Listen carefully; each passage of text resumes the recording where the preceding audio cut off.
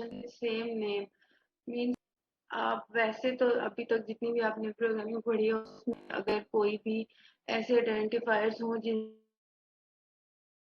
जो सेम आ रहे हो मीन्स अगर आप इंटीजर भी ले रहे हैं इंटीजर एक्स 2 बार ले लेते हैं किसी प्रोग्राम में जिसका स्कोप सेम हो।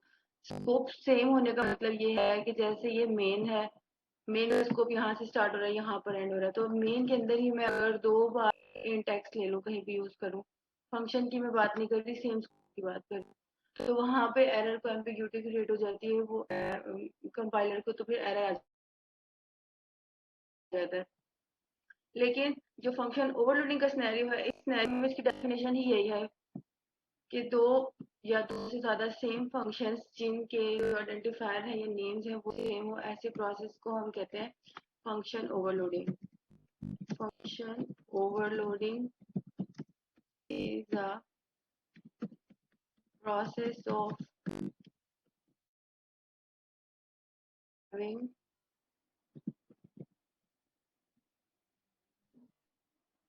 having functions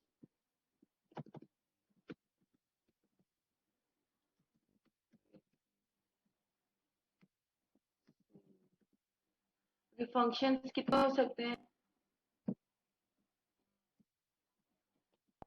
2 ठीक हो गया। अब ये फंक्शंस तो हमारे पास होगी, उनका जो सेम नेम है नेम सेम होगा, लेकिन कंपाइलर को कैसे पता चलेगा कि जिस टाइम हम कॉल कर रहे हैं तो ये कौन से वाले फंक्शन को कॉल कर रहे हैं? अगर मैम पैरामीटर मुख्तलिफ होंगे उनके। हाँ जी, उनके पैरामीटर्स जो है वो चेंज होंगे। पैरामीटर्स किस तरह से चेंज होंगे? Number of parameters, the type of parameters and sequence of parameters, ये 3 क्राइटेरियाज हैं जिनकी बेस पे पैरामीटर्स चेंज होते हैं। ठीक है, ये फर्स्ट इसकी हो गई डेफिनेशन। उसके बाद क्राइटेरिया का है क्या है चेंज होने का? Parameters, number of parameters. Number of parameters में हमारे पास आ जाते हैं नंबर ऑफ एट्रीब्यूट्स। आपने एक इंटीजर ले लिया, एक फ्लोट ले लिया, या फिर 3 इंटीजर ले लिए, 2 इंटीजर ले लिए, 2 फ्लोट्स ले लिए, कुछ भी। Data type of parameters,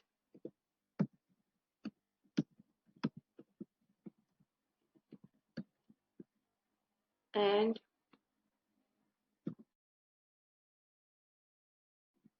sequence of parameters. ठीक हो गया। अभी हम इसको साथ साथ इम्प्लीमेंट करते हैं। इस डेफिनेशन की समझ आई आपको? Yes ma'am. Yes ma'am.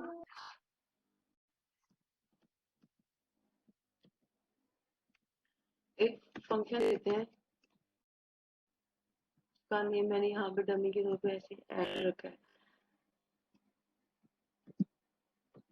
First time जो मैं फंक्शन मैंने क्रिएट किया इसमें कोई भी पैरामीटर नहीं लिया, मीन्स यहाँ पे हमारे पास नंबर ऑफ पैरामीटर 0 है।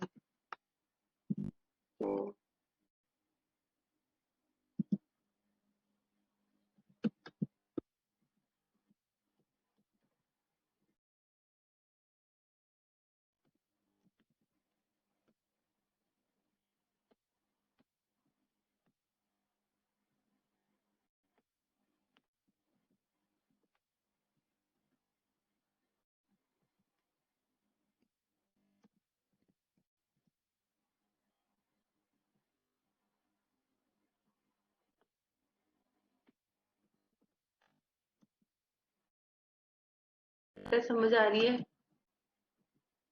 Yes ma'am. मैंने 2 फंक्शंस क्रिएट किए जस्ट। एक में मेरे पास 0 पैरामीटर, दूसरे फंक्शन में मैंने 1 पैरामीटर लिया। ठीक हो गया। अब मैं तीसरा फंक्शन क्रिएट करने लगी हूँ, उसमें मैं 2 पैरामीटर्स ले लूंगी। प्रिंट मैं इसके अंदर इसलिए लगाती जा रही हूँ हर फंक्शन के अंदर ताकि जब भी कोई फंक्शन कॉल हो। जी स्क्रीन शो नहीं हो रही मैम। स्क्रीन शेयर नहीं हो रही? सबको नहीं शेयर मैम हो हो रही? रही है मैम, इसका हो रही है इसलिए नहीं होगी। मैम हो रही स्क्रीन शेयर। अच्छा, यहाँ पे मैंने 3 फंक्शंस क्रिएट कर लिए। इसमें सिर्फ मैं लगा रही हूँ एक सी आउट की स्टेटमेंट, इसलिए लगा रही हूँ कि जब भी कोई जो फंक्शन कॉल हो उसके अगेंस्ट जो मैंने सी आउट की स्टेटमेंट लगाई है वो प्रिंट से पता चलेगा कि आपके पास कौन सा वाला फंक्शन कॉल हुआ है।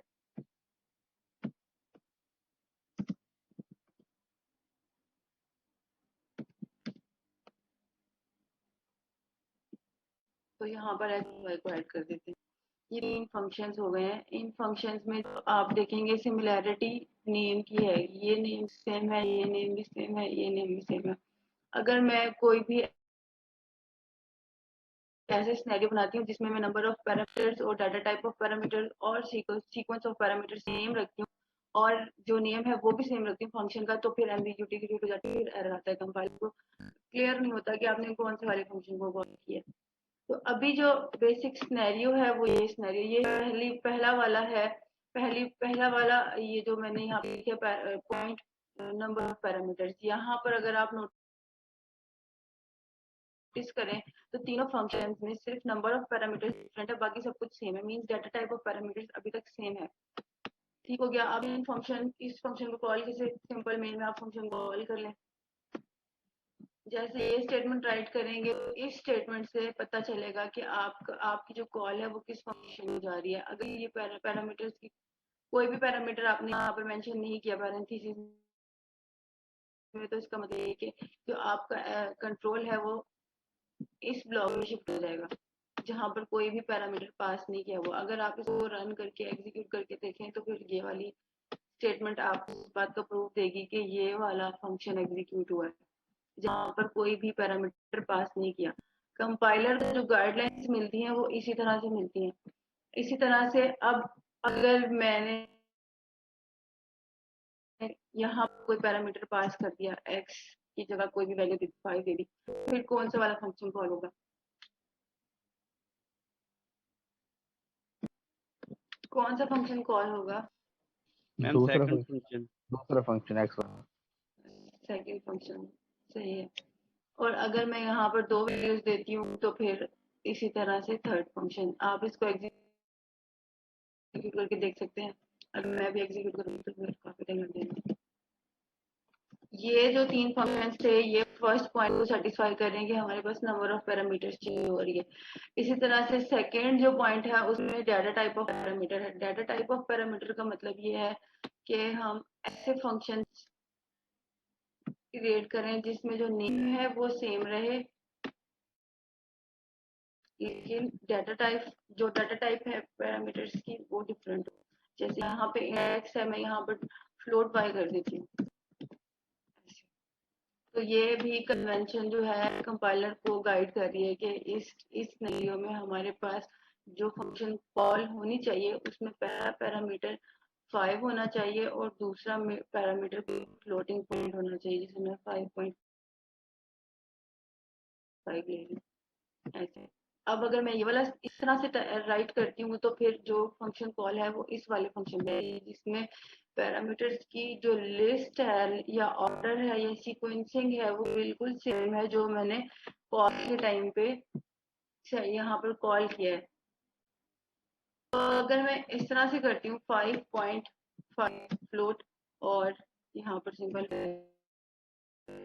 तो कौन सा फंक्शन कॉल होगा? थर्ड।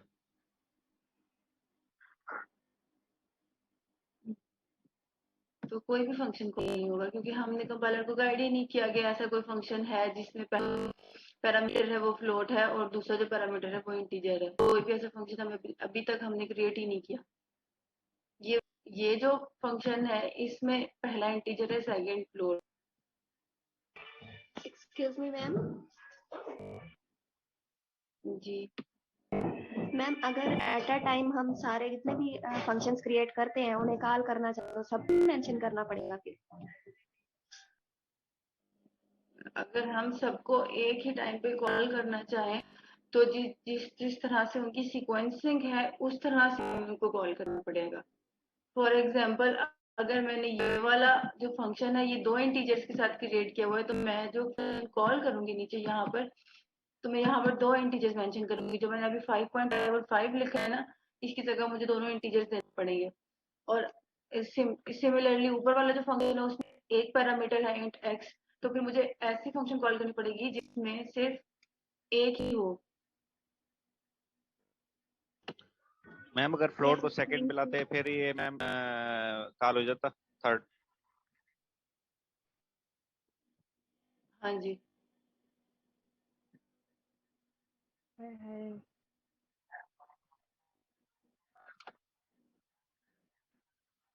ये अभी मैं आपको बताती हूँ, अभी देखिएगा।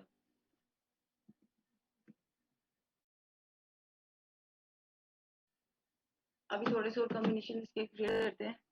ये जो एफ आप पूछ रहे हैं ना, ये एम्बिग्यूटी क्रिएट करता है। कंपाइलर जो है ना, वो हमेशा, अगर आप एफ नहीं लिखते ना, यहाँ पर आप ओवरलोडिंग का सिनेरियो बनाया, मीन डाटा टाइप्स ले रहे हैं। अब जब आप यहाँ पर एफ नहीं लिखते, तो कंपाइलर क्या करता है, कंपाइलर ये कंसीडर करता है कि आप कोई डबल वाली वैल्यू पास कर रहे हैं। ऊपर जाके वो डेफिनेशंस देखता है जो आपने फंक्शन क्रिएट किया, उसमें आपने कहीं पे भी डबल नहीं लिया होता, तो फिर वो एम्बिग्यूटी एरर क्रिएट कर देता है कि यहाँ से तो मैंने डबल पास किया है, मीन्स यहाँ पे मैं सिर्फ 5.5 लिखती हूँ और यहाँ फ्लोट, इस तरह से। तो फिर यहाँ पे जो एरर कंपाइलर क्रिएट करता है वो इसी चीज का होता है कि आपने नीचे से यहाँ से डबल पास किया पैरामीटर में, और ऊपर डबल वाला कोई भी मेरे पास फंक्शन ऐसा नहीं है जिसमें आपने डबल है वो डाटा टाइप मेंशन की हो, तो ये एम्बिग्यूटी में आ जाता है।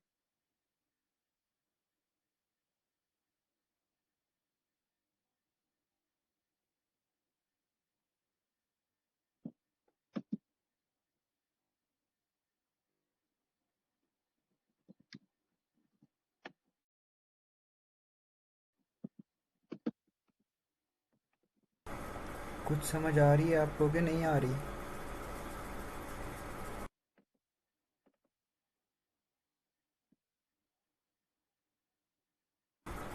अभी मैम एक फ्लोट का फंक्शन बना के दिखा रही हैं, अभी डेफिनेशन लिख रही हैं।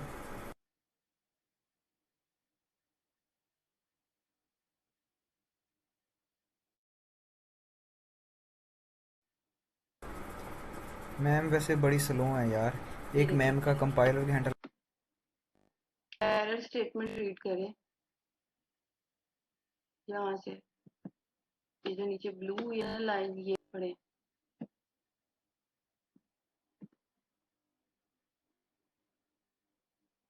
समझ आइए। ये इसमें मैम इसको करेक्ट करने के लिए फिर एफ लाजमी है? इसको करेक्ट करने के लिए एफ लाजमी है, या तो आप यहाँ पर एफ लगाएंगे ऐसे, तो फिर ये एरर रिजॉल्व हो जाएगा, या फिर आपने जहाँ फ्लोट एक्स लिखा है वहां पर आप डबल लिखें और नीचे एफ रिमूव, तो दोनों तरीके से आप इस एरर को रिजॉल्व कर सकते हैं। तो ये सिर्फ कंपाइलर की कन्वेंशंस होती हैं जो फॉलो करनी जरूरी होती है समटाइम्स, ताकि आपको ये जो इस तरह के एरर है वो इनकाउंटर ना करने पड़े, वरना फिर एरर को आपको गाइड करना जरूरी होता है कंपाइलर। अभी मेरा लैपटॉप बहुत ज्यादा स्लो हुआ है।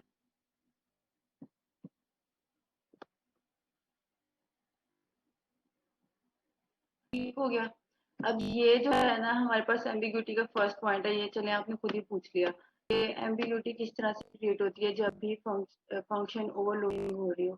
फर्स्ट एम्बिग्यूटी तो ये हो गई डाटा टाइप वाली कि आप ऊपर एफ मेंशन करें या फिर आप ऊपर इधर डबल लिखें, तो फिर ये आपका एरर रिजॉल्व हो जाएगा। आप करके देख लीजिए, यहाँ से एफ रिमूव कीजिएगा, ऊपर यहाँ पर फ्लोट जगह लिखिएगा, तो फिर एरर रिजॉल्व हो जाएगा आपका। इसके आ बाद गई है ना समझ? अगर ऊपर फ्लोट हो तो दूसरा नीचे हमने। सिनेरियो ये बनता है कि डिफॉल्ट पैरामीटर्स क्या होते हैं। आप लोगों को पता है डिफॉल्ट पैरामीटर्स क्या होते हैं?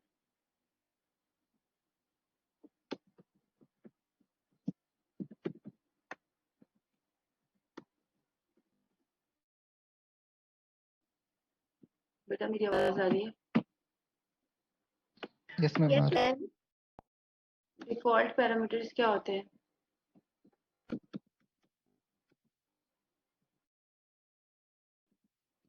ये आइडिया, नो मैम। ऐसे पैरामीटर्स जिनको हम, जैसे मैंने यहाँ पे 5 को फौरन इनिशियलाइज कर दिया जब मैंने राइट किया है, तो ऐसे पैरामीटर्स जिनको आप डिक्लेयर करते वक्त ही फंक्शन के साथ ही इनिशियलाइज कर देते हैं, तो ये डिफॉल्ट पैरामीटर्स बन जाते हैं। डिफॉल्ट पैरामीटर मतलब ये कि अब आप फंक्शन कॉल करते वक्त कोई भी वैल्यू यहाँ से सेंड करें, लेकिन ये कंसीडर जो होगा y की वैल्यू 5 ही होगी बाय डिफॉल्ट। तो ये होता है हमारे पास डिफॉल्ट पैरामीटर का कॉन्सेप्ट। अब इस केस में मैंने ये दो इंटीजर्स लिए हैं, ऊपर भी मेरे पास दो इंटीजर्स हैं, लेकिन रिमूव करना पड़ेगा, वैसे ही सेम है।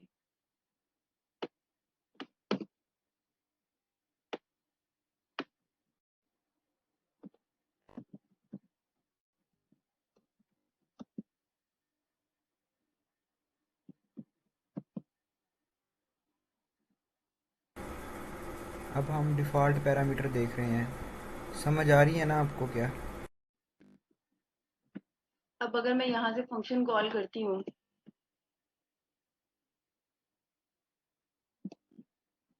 मैंने सिर्फ एक पैरामीटर पास किया 5, ठीक है। इस 5 के लिए हमारे पास ये एक फंक्शन है जहाँ पर एक पैरामीटर रिसीव कर रहा है, ये वाला फंक्शन, ठीक हो गया। अब अगर मैं ये वाला फंक्शन कॉल करती हूँ तो फिर ये फंक्शन कॉल होना चाहिए जो ऐसा फंक्शन जिसके पास सिर्फ एक पैरामीटर है, लेकिन यहाँ पे भी एम्बिग्यूटी आ जाएगी।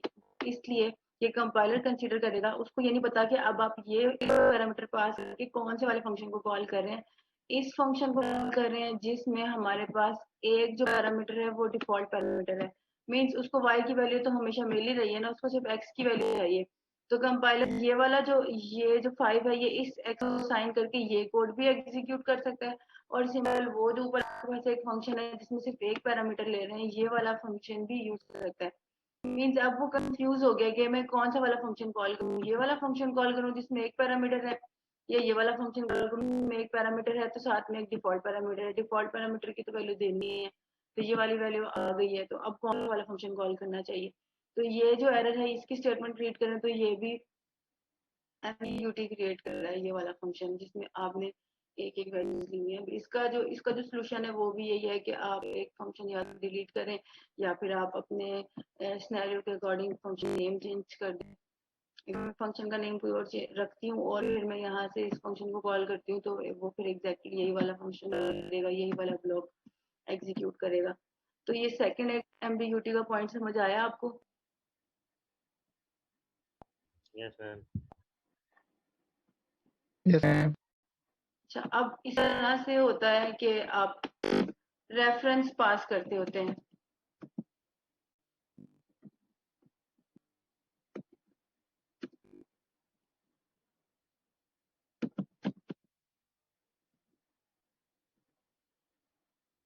इस तरह जैसे आप लोग रेफरेंस पास करते होते हैं,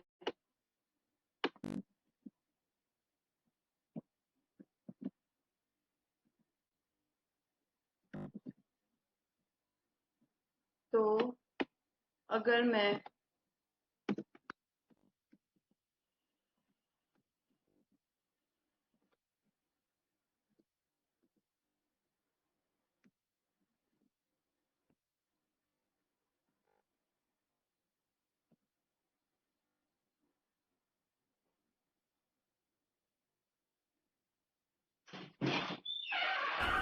भाई गलती आ गई है मैम जी, देखें।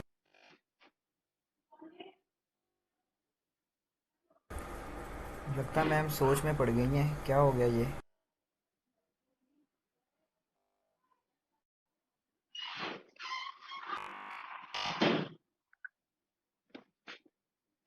तो जब आप यहाँ किसी भी पैरामीटर का रेफरेंस पास करते हैं और इस तरह से वैल्यू फिर पास करते हैं, तो यहाँ पर भी कंपाइलर है कि आपने ये जो वैल्यू पास की है ये रेफरेंस की है, मींस आपने ये रेफरेंस का एड्रेस सेंड किया है या फिर आपने कोई एक इंटीजर वैल्यू पास की है, मींस इस वाले फंक्शन को कॉल करना है या फिर वो एड्रेस वाले फंक्शन को कॉल करना है। इस सिनेरियो में भी आपके पास जो कंपाइलर है वो कंफ्यूजन हो जाता है, इसलिए ये भी एम्बिग्यूटी का एक एरर आता है।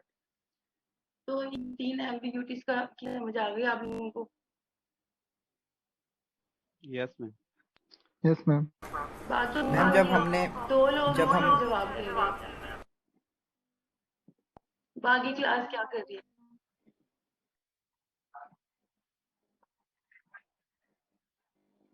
बेटा ये तो इंटीजर की कोई भी वैल्यू ले लें आप, इससे तो फर्क नहीं पड़ता ना, वेरिएबल है ये इंटीजर, एक्स ले लें, वाई ले लें, जी ले लें, कुछ भी ले लें। सिर्फ ये जो ऊपर वाला फंक्शन है ना, इसका भी जो रेफरेंस का टाइप है वो इंटीजर है, तो मैंने इसलिए यहाँ पर इंटीजर टाइप का कोई वेरिएबल सेंड कर है, तो अब इसलिए कंपाइलर कंफ्यूज हो।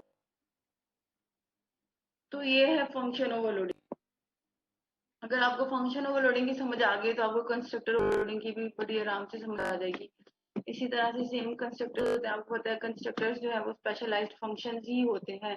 जैसे हमारे पास ये फंक्शंस हैं, इसी तरह कंस्ट्रक्टर्स में भी पैरामीटर्स होते हैं। तो अब फायदा क्या है, ये जो हमने इतना ज्यादा ये सिनेरियोज देखे हैं, कितने सारे फंक्शंस बना लिए, इनका फायदा क्या है? इनका फायदा ये है कि सिनेरियोज अगर डिफरेंट हो, आपको पता ना हो, आइडिया ना हो कि किस टाइप की जो वैल्यूज हैं वो एक्सपेक्टेड हैं कि हमें मिल सके, और हर एक वैल्यू को जो है वो इंटरटेन करने के लिए, एड्रेस करने के लिए आपके पास कोई ना कोई मॉड्यूल मौजूद होना चाहिए। और अगर तो वो मॉड्यूल है वो सेम फंक्शनैलिटी प्रोवाइड कर रहा है, मतलब अब ये सारे फंक्शंस मैंने अगर ऐड के बनाए हैं तो मैं किसी ना किसी वैल्यू को सब में ऐड करूँ, ये कर रही होंगी। इसलिए एक तो रीडेबिलिटी इसका सबसे बड़ा पॉइंट है फंक्शन ओवरलोडिंग का, कि एक ही अगर आप फंक्शनैलिटी परफॉर्म कर रहे हैं किसी मॉड्यूल में, तो वो सिर्फ ये डिफरेंट टाइप्स को एड्रेस कर रहा है कि आपके पास अगर दो डबल आ जाए, दो फ्लोट वैल्यूज आ जाए, तीन फ्लोट वैल्यूज आ जाए, चार फ्लोट वैल्यूज आ जाए, कैलकुलेटर का सिनेरियो होता है, टू भी आ सकते हैं, मिनिमम मैक्सिमम थाउजेंड्स भी आ सकते हैं।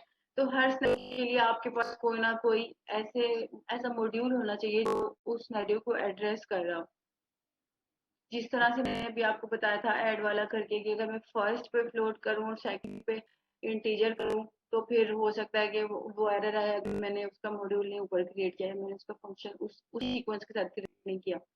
इसी तरह से दोनों डबल्स या दोनों फ्लोट्स, ये डिफरेंट कॉम्बिनेशंस बन जाते हैं। तो ये सिनेरियो पे डिपेंड करता है कि किस सिनेरियो में आपको ये कॉम्बिनेशंस लगाने की जरूरत है। ठीक हो गया? ये तो मैंने मतलब ये तो आपको समझाने के लिए डमी के तौर पे लिया है, वो तो आप जिस सिनेरियो में भी यूज कर रहे होंगे वो आपको आइडिया हो जाएगा। मीन्स जैसे आपको मैं सिर्फ यहाँ पे कंस्ट्रक्ट पढ़ाऊंगी कि ये कंस्ट्रक्ट होता है, ये कंस्ट्रक्ट होता है, ये इस तरह से यूज होता है।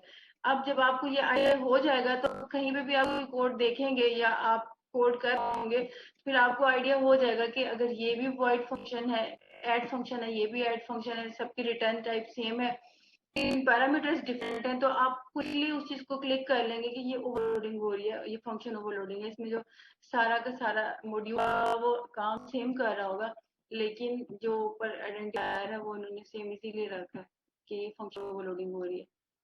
अब इसमें एक पॉइंट ये भी जी,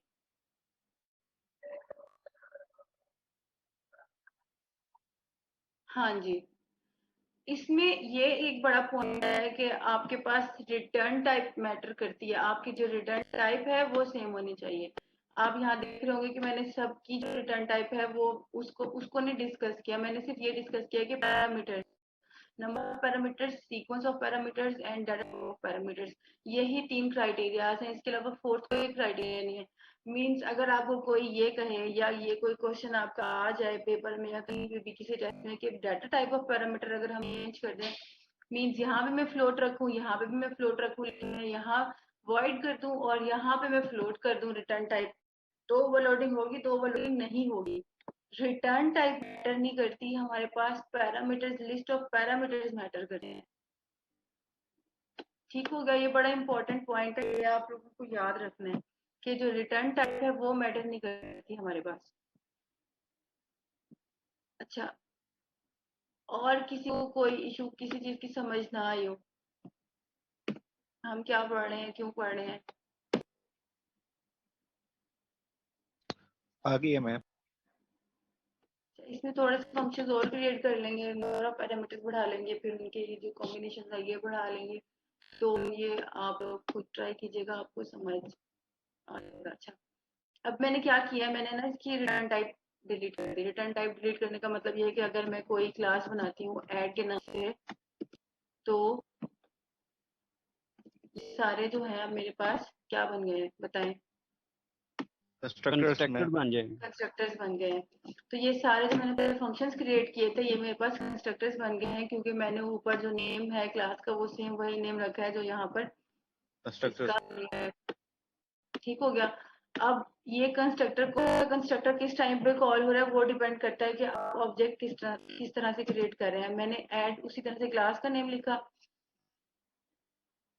ए लिख देती हूँ मैं सिंपल। तो अब इस टाइम पे कौन सा वाला कंस्ट्रक्टर कॉल होगा? मैम जो फर्स्ट पर है जिसके अंदर हमने पैरामीटर डिक्लेयर नहीं किए।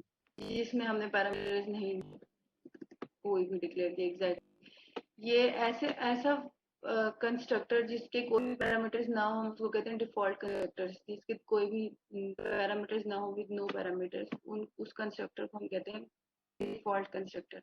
तो अगर मैंने ऑब्जेक्ट क्रिएट किया है और मैंने कोई भी यहाँ पर पैरामीटर पास नहीं किया, तो इसका मतलब ये डिफॉल्ट कंस्ट्रक्टर क्रिएट होगा। अभी आप अगर इसको एग्जीक्यूट करते हैं तो आपको इसकी एग्जीक्यूशन से आइडिया हो जाएगा कि जो भी डिफॉल्ट कंस्ट्रक्टर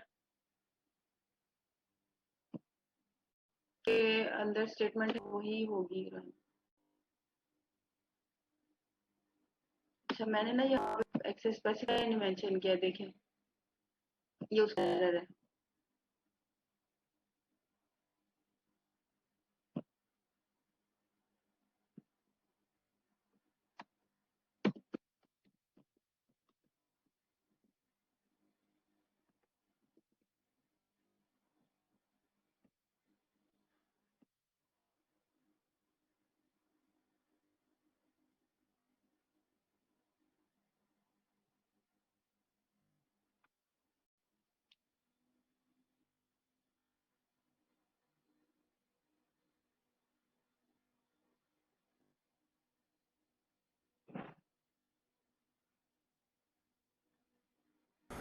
अभी हम फंक्शंस देख रहे हैं किसके अंदर।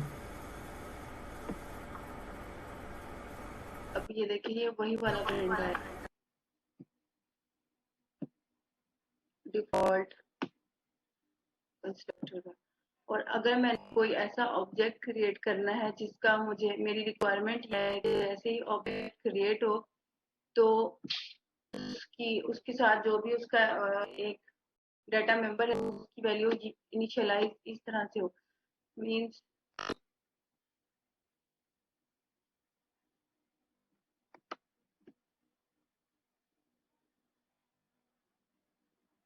इस तरह हम फंक्शन में वैल्यू पास कर रहे थे, इसी तरह यहाँ पे जैसे ही ऑब्जेक्ट क्रिएट करते हैं, ये क्लास नेम आ गया, ये ऑब्जेक्ट नेम आ गया और ऑब्जेक्ट के साथ ये पैरेंथेसिस में आ गया। उसी तरह पैरामीटर्स पास करने जो पैरामीटर्स आपको चाहिए। मैम इसमें सिर्फ इतना डिफरेंस है कि वहाँ पे फंक्शंस थे, यहाँ पे कंस्ट्रक्टर्स बन गए हैं, हाँ बाकी जी, सेम है। हाँ जी, बाकी सब कुछ सेम है। अब इसका डिफरेंस ये भी है कि आप अगर ये चाहते हैं कि कोई ऑब्जेक्ट किसी स्पेसिफिक वैल्यूज के साथ क्रिएट हो, मींस आपने एक ऑब्जेक्ट क्रिएट किया जहाँ पर जो है वो, फॉर एग्जांपल अगर आप स्टूडेंट की क्लास लें तो आपके पास एक बच्चे की सिर्फ रोल नंबर है और कुछ भी नहीं है, मींस उसके सारे डाटा मेंबर्स में आपके पास रोल नंबर की वैल्यू आ रही है। तो आप उसका जो ऑब्जेक्ट क्रिएट करेंगे उसमें आप पैरामीटर्स में सिर्फ एक रोल नंबर वाली वैल्यू दे देंगे। उसको आपको एड्रेस करने के लिए ऊपर एक ऐसा कंस्ट्रक्टर होना चाहिए जो सिर्फ एक पैरामीटर ले रहा है। अभी ये देखें ये वाला आउटपुट स्क्रीन शो हुई आपके पास। अच्छा, नो और मैम, अगर नहीं हुई। आपने उसी तरह से स्टूडेंट वाले सिनेरियो में ही आपने एक ऐसा इंस्टेंस क्रिएट करना है, क्योंकि आपको पता है रोल नंबर तो सबके यूनिक होते हैं, डिफरेंट होते हैं, सेम नहीं होते। तो आपने कोई ऐसा इंस्टेंस क्रिएट करना है स्टूडेंट 2 जिसमें आपके पास रोल नंबर भी है और आपके पास जो नेम है वो भी है। तो फिर आप क्या करेंगे, फर्स्ट आपका ये इंटीजर हो गया ना, सेकंड आपके पास स्ट्रिंग हो गई और स्ट्रिंग में आपने नेम ले लिया। फिर आप जब उस स्टूडेंट का क्रिएट करेंगे यहाँ पर, तो फर्स्ट आपने रोल नंबर ले लिया, सेकंड आपने नेम पास कर दिया। तो जैसे ही वो ऑब्जेक्ट क्रिएट होगा, वो स्पेसिफिक एक ही ऑब्जेक्ट जो उस टाइम पे आप क्रिएट कर रहे हैं, जो जैसे ये एक है ए, तो जब ये क्रिएट होगा तो इसकी जो मैंने वैल्यूज पास की हैं इसके अगेंस्ट ये जो वेरिएबल्स हैं इनमें ये वैल्यूज जाएंगी सिर्फ एक ऑब्जेक्ट के लिए। हर ऑब्जेक्ट के लिए इस तरह से नहीं होगा। फॉर एग्जाम्पल अगर मैं यहीं पर एक और ऑब्जेक्ट क्रिएट करती हूँ सिंपल ए या फिर कोई एक पैरामीटर के साथ, तो इस ए के भी तो मतलब अगर मैंने यहाँ पर शायद कोई डाटा मेंबर ऊपर लिया नहीं है। फॉर एग्जांपल मैं कोई भी यहाँ पर डाटा मेंबर ले लेती हूँ जी, तो जितने भी ऑब्जेक्ट क्रिएट होंगे उसमें ये एक डाटा मेंबर सब में कॉमन होगा जी। अब उस कुछ वैल्यूज हैं वो कैसे साइन हो रही हैं उसका सिनेरियो उस सिनेरियो में डिपेंड करता है वैल्यूज का, कि आपने जो ऑब्जेक्ट क्रिएट किए हैं वो किस तरह से किए हैं। अभी मैंने जैसे ये यहाँ पर सिंपल किया तो यहाँ से ली की कोई भी वैल्यू नहीं मैं इनिशियलाइज करी या साइन करी, तो कोई भी वैल्यू उसके लिए नहीं जा रही। अब ये जो ऑब्जेक्ट क्रिएट हुआ है जिसमें 1 और 2 जा रहा है, ये 1 और 2 रिसीविंग पैरामीटर्स हमारे पास दोनों इंटीजर्स हैं। जब भी कोई ऑब्जेक्ट क्रिएट होगा तो उसके लिए उसके पास दोनों जो पैरामीटर्स हैं, यहाँ पे ये फ्लोट है। मैम ये ऑब्जेक्ट का नेम हम डिफरेंट कर सकते हैं दोनों का? ऑब्जेक्ट नेम पे डिफरेंट ही होगा, एग्जैक्टली एरर आएगा। ऑब्जेक्ट नेम डिफरेंट ही होगा। जिस तरह आप ऑब्जेक्ट क्रिएट करते हैं ना मल्टीपल, इस तरह से आपने ऑब्जेक्ट क्रिएट करने, डिफरेंट ऑब्जेक्ट क्रिएट करेंगे, लेकिन ये आपकी नीड पे डिपेंड करता है। जैसे मैंने आपको अभी स्टूडेंट वाली एग्जांपल बताई है, हर ऑब्जेक्ट क्रिएट करते वक्त जो आपके पास पैरामीटर्स की लिस्ट है, वो पैरामीटर्स की लिस्ट आप अपनी नीड के अकॉर्डिंग पास करते हैं।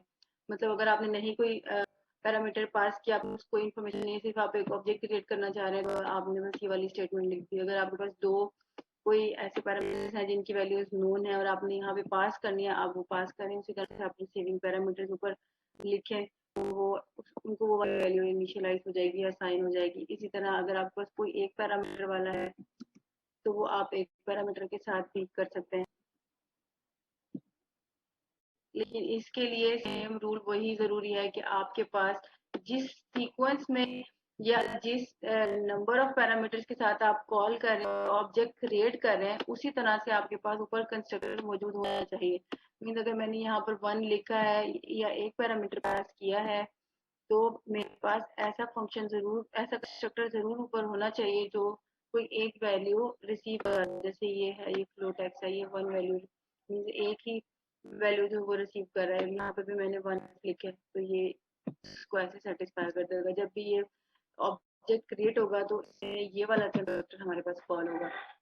इसी तरह से ये जो सेकंड वाला है, जब ये वाला ऑब्जेक्ट क्रिएट होगा तो ये वाला फंक्शन कॉल होगा, कंस्ट्रक्टर कॉल होगा। और इसी तरह से फर्स्ट वन वाले सिनेरियो में तो आप पहले देख चुके हैं कि ये डिफॉल्ट कंस्ट्रक्टर कॉल हुआ। तो कंस्ट्रक्टर ओवरलोडिंग हम करते इसीलिए है कि जब हमने कोई ऑब्जेक्ट क्रिएट करना हो तो उस ऑब्जेक्ट की कुछ स्पेसिफिक इंफॉर्मेशन हमने वही देनी है जो हम पास कर रहे हैं। आप ये चाह रहे हैं कि ये ऑब्जेक्ट क्रिएट हो तो उसके अंदर जो इंफॉर्मेशन है, उसके जो भी वेरिएबल्स हैं, वो ये वाली इंफॉर्मेशन होल्ड करें, आप पास कर रहे हैं। तो उस सिनेरियो में आप इस तरह से कंस्ट्रक्टर ओवरलोडिंग करके तो इसको यूज कर सकते हैं। यहाँ तक समझ आ गई? Yes ma'am. Yes, ma'am. किसी को कोई इशू? Yes ma'am. हाँ मैम। No ma'am. तभी हम देखते हैं एक क्वेश्चन, प्रैक्टिस क्वेश्चन। तो आप लोगों को स्क्रीन शेयर करती हूँ मैं, फिर मुझे बताइएगा आपको स्टेटमेंट की समझ आ रही है। और आप सब लोग बनाएंगे इसकी यूएमएल डायग्राम, फिर हम इसको कोड करते हैं। ये फर्स्ट क्वेश्चन देखें।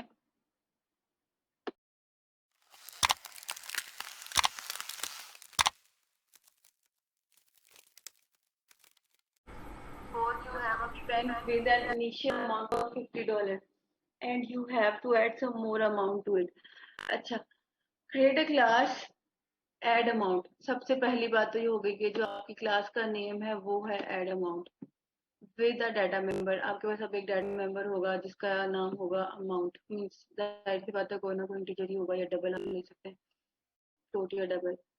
उसके बाद ये इनिशियल वैल्यू $50, क्योंकि आपने ये यहाँ पर क्लियर ऊपर वाली स्टेटमेंट में है ना, ये इनिशियल वैल्यू $50 है, तो इसका मतलब ये जो अमाउंट की वैल्यू आपने डाटा मेंबर की ली है, आपने उसको इनिशियलाइज करवाना है 50 से। ठीक हो गया यहाँ तक? उसके बाद नाउ वी मेक 2 कंस्ट्रक्टर। अब हमने 2 कंस्ट्रक्टर्स बनाने हैं। पहला जो कंस्ट्रक्टर है उसमें कोई भी पैरामीटर ना हो, सिर्फ जो है वो अमाउंट हो, जो भी शो हो रही है उस टाइम। मीन्स अमाउंट आपकी स्टार्टिंग में $50 है तो वो 50 ही होगी, वो होल्ड कर रहा होगा बस। लेकिन उसमें आपने अमाउंट में कुछ एडिशन या सब्ट्रैक्शन नहीं करनी। इसी तरह से जो सेकंड आपने कंस्ट्रक्टर क्रिएट करना है, उसके अंदर आपने कोई भी एक, जैसे पैरामीटर मैंने यहाँ पास किया था ना, आपको शो कराया था ऑब्जेक्ट क्रिएट करते हुए एक पैरामीटर पास किया था। अब वो जो आप ऑब्जेक्ट क्रिएट करेंगे, वहां से जो आप पैरामीटर में वैल्यू पास करेंगे, वो वैल्यू अमाउंट जो ऑलरेडी एक वैल्यू होल्ड कर रहा है वेरिएबल 50, उसके अंदर आपने वो दूसरी वाली वैल्यू जो आपके पास पैरामीटर से आ रही है वो ऐड करनी है। और फिर जो फाइनल अमाउंट होगी उसको डिस्प्ले करना है। मीन्स यहाँ पर आपके पास फिर एक जो है वो डिस्प्ले का फंक्शन बनेगा। जो कि डिस्प्ले करेगा फाइनल अमाउंट। जो क्वेश्चन स्टेटमेंट है इसकी आपको समझ आई है? यस मैम आ गई। यस मैम आ गई है। मैम यूएमएल डायग्राम बनाएं और दिखाएं, बना के शेयर करें, जल्दी मैम करें। मीटिंग एंड होने वाली है, नेक्स्ट लिंक आएगा दोबारा। चले मैं नेक्स्ट इसी लिंक को दोबारा से आप कर लीजिएगा स्टार्ट, लेकिन यूएमएल डायग्राम तो बनाएं। फिर इसी लिंक पे देखते हैं। इम्प्लीमेंट मैं करवा देती हूँ ये वाला क्वेश्चन आपको, लेकिन बाकी आप लोग खुद करेंगे असाइनमेंट में। यूएमएल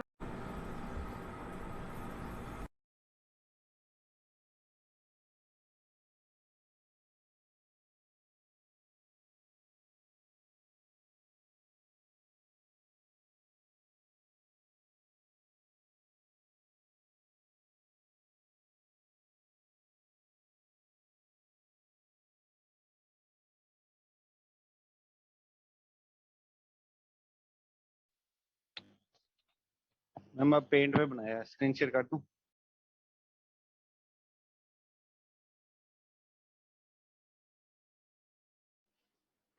जी बेटा।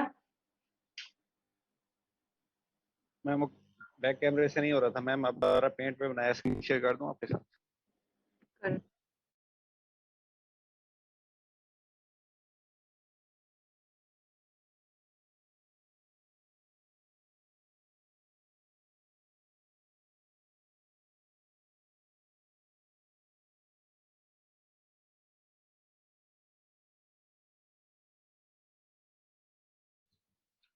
मैम बताएं ठीक है गलत है?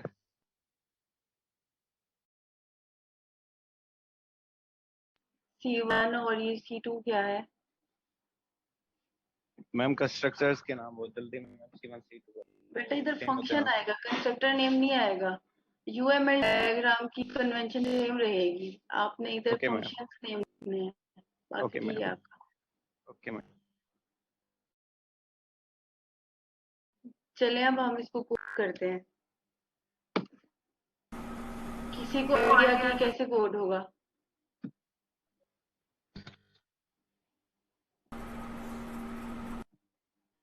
मैम इसकी स्टेटमेंट दोबारा दिखा दें, वो मैं बता देता हूँ किस तरह करनी है। देखें कौन है। अब हम असाइनमेंट का पहला क्वेश्चन यानी सोल्व करने लगे हैं, उसे कोड करने लगे हैं। मैम आपको असाइनमेंट का पहला क्वेश्चन कोड करके दिखा रही हैं अभी।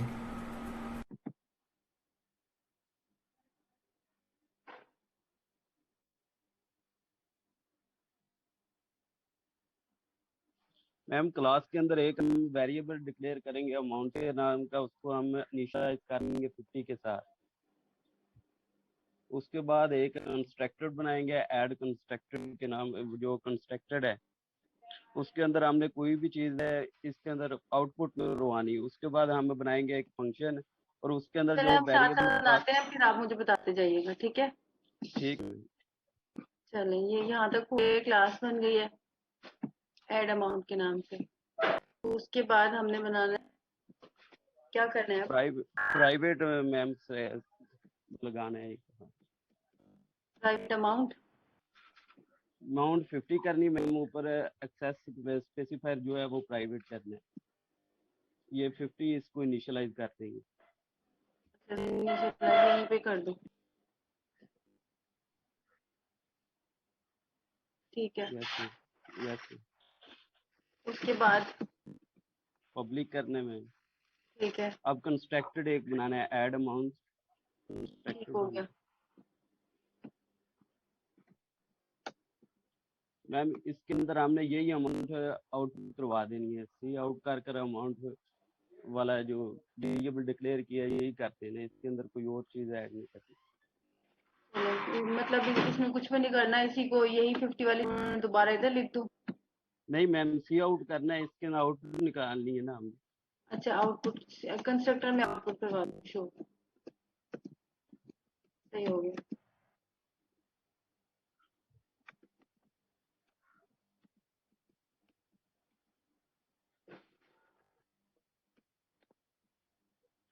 आप आगे मैं डिस्प्ले के नाम से एक वेरिएबल बनाना है, वो फंक्शन बनाना है, मेंबर फंक्शन।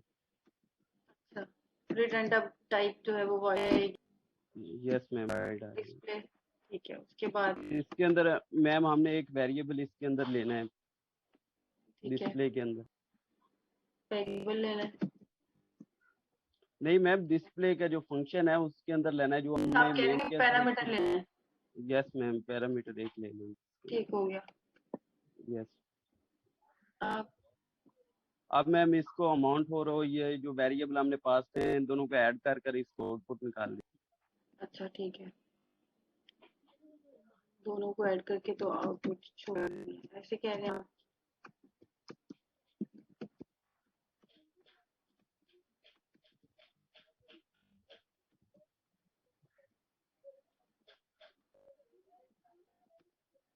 ठीक हो गया।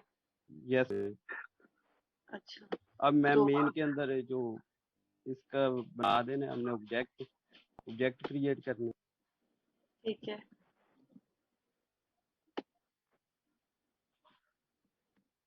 ऐसे हो गया। आगे मैम कोई भी नेम देके इसके अंदर हमने एक वैल्यू को पास करना है ये के अंदर। इसे एक वैल्यू पास करनी है, मैम इधर ही हो जाएगा अगर करेंगे। इधर हो जाएगा। यस मैम, 5 करना। चलिए 5 कर लेते हैं। Yes ma'am. आगे ए डालकर हमने डिस्प्ले वाला फंक्शन को कर देना है। ए डॉट डिस्प्ले फंक्शन आ गया।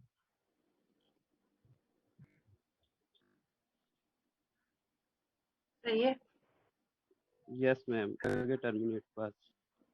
पक्की बात है। Yes ma'am. बाकी क्लास नाम क्या आपका बेटा? मोहम्मद जुबैर है मैम। बाकी क्लास इन्होंने सही बताया अभी तक जो हमने किया वो सही इम्प्लीमेंट आपको अपेरेंटली सही लग रहा है?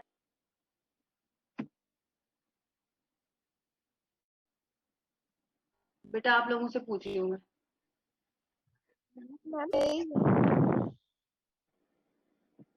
सही लगा है? जी मैम, मुझे तो सही लग रहा है। बाकी क्लास यस मैम, ठीक है। चले मैं रन करती हूँ फिर आपको पता चल जाएगा।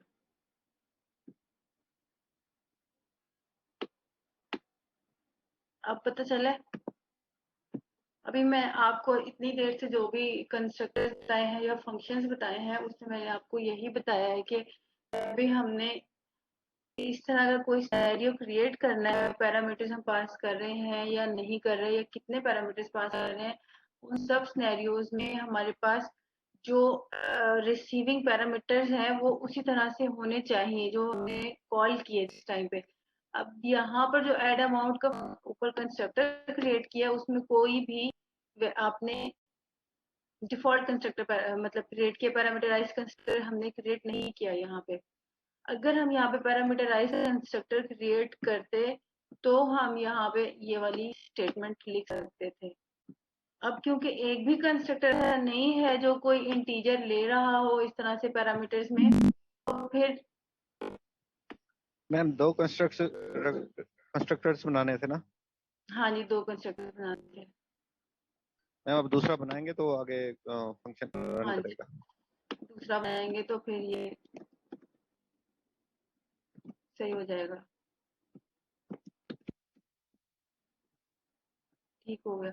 तो फिर अब हम ये वाला जो काम है वो दूसरे वाले कंस्ट्रक्टर में करेंगे।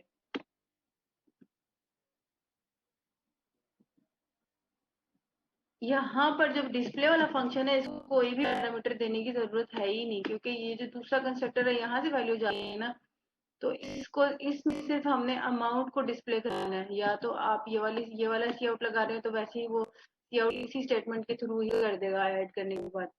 लेकिन फिर भी दोबारा से अगर आपने अमाउंट की वैल्यू लेनी है कि दोबारा जो अमाउंट की वैल्यू हो क्या हो गई है, तो फिर आप यहाँ पे कर सकते हैं।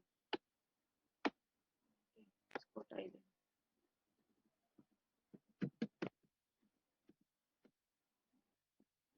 ठीक हो गया। गुड। जुबैर आपका रोल नंबर क्या है? मोहम्मद जुबैर। रोल नंबर 2 है मैम। Very good. चले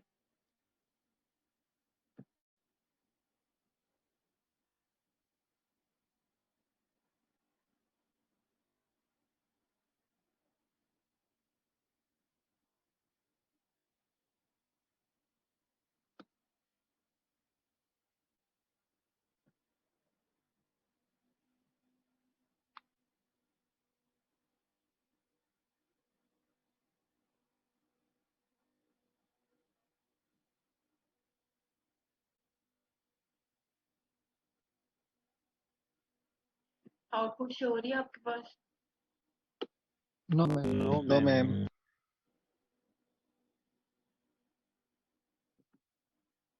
अब शो हो रही है? Yes ma'am. Yes ma'am.